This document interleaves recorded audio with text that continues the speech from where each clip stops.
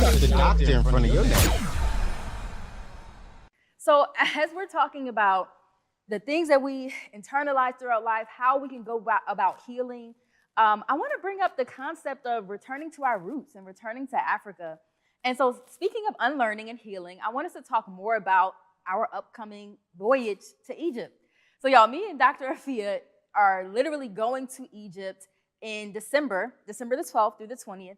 And we believe that this is going to be a time of healing, a time of change, where we can receive those affirmations. Doc, can you tell us a bit more about the healing nature of going back to Africa? What does that mean?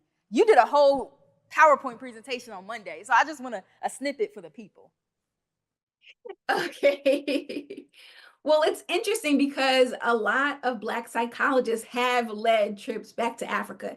It is not only a physical journey, but an emotional journey of returning, right? Our ancestors were stolen, were robbed, taken away from our ancestral home.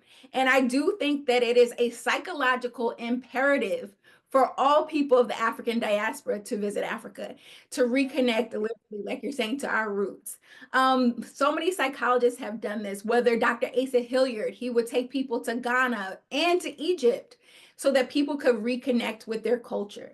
Dr. Maria Cambone, the first time I went to Africa was with Dr. Maria Cambone. She's a clinical psychologist. I went to Ghana. She had a trip called the Sankofa Journey. Sankofa means go back and fetch it. So go back to the best of our past and to be able to apply it to today now.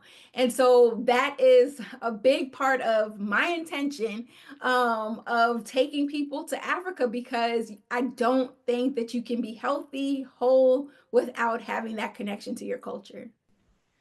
We can't be healthy and whole without having that connection. That is a word, Doc. And even, you were talking about how, like, Marcus Garvey, his whole philosophy is that, like, go ahead and talk more about that. Okay, Black History Month. Yeah, where am I at? I'm with Paige and Dr. Shaw. Okay, let me bring my Black history with me. Okay. So we can think back to people like Martin Delany. He predates Marcus Garvey. Sometimes people think Marcus Garvey was the one who first said Africa is for the Africans. Marcus Delany did that years before. He really was part of this immigration society that argued that during our enslavement in the United States, that Black people should have the opportunity to go back. So he did a lot of research. He traveled there. He studied ethnic groups. He was able to find his lineage and ancestry, I believe, of the Mandinka people. So to even think about, he was making this argument during slavery, like, this is ours, and all people of the diaspora should have access to Africa. And so Marcus Garvey continued with that movement, creating the Universal Negro Improvement Association. And so before there was any Instagram, before there was X, before there was TikTok, he was able to communicate his messages and built thousands and thousands of organized Black folks together to try to get back to Africa. It's sad because of US government infiltration, he never actually got to go to Africa, but his ex-wife, Amy Ashwood Garvey, actually got to go back and did all this work around Pan-Africanism, going to conferences, and she found the particular ethnic group, which was the Akan of Ghana, that her family was stolen from. And when she went, she changed her name from Amy to Akosawa. From that day on, she only wore African clothes and continued to build amongst African people. So it is transformative to go. Just thinking, the movie Roots had a big impact on Black people going back to Africa, because before that, there really was no depiction of Africa being a beautiful, healthy place. It had rituals, customs, socialization, foods, dances that were special, unique, and honorable.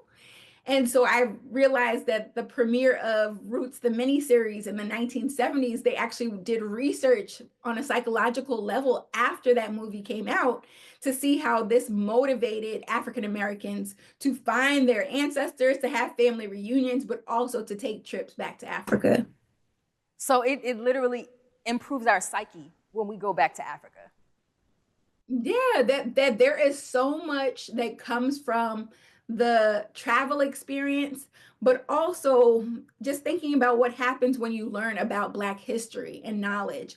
It literally transforms your mind. Your brain chemistry is altered. So Dr. Asa Hilliard did research on this because he studied schools and he saw that children who were exposed to African history specifically performed better in school. They had higher self-esteem, lower levels of depression. And then, I'm sorry, this work was continued by Dr. Colette Chapman Hilliard, who's a professor, and she today is still doing research on this topic about literally having Black history as a mental health intervention, where people again have lower rates of anxiety and depression by learning facts about the challenges and the achievements of African people. The doctor in front of your name.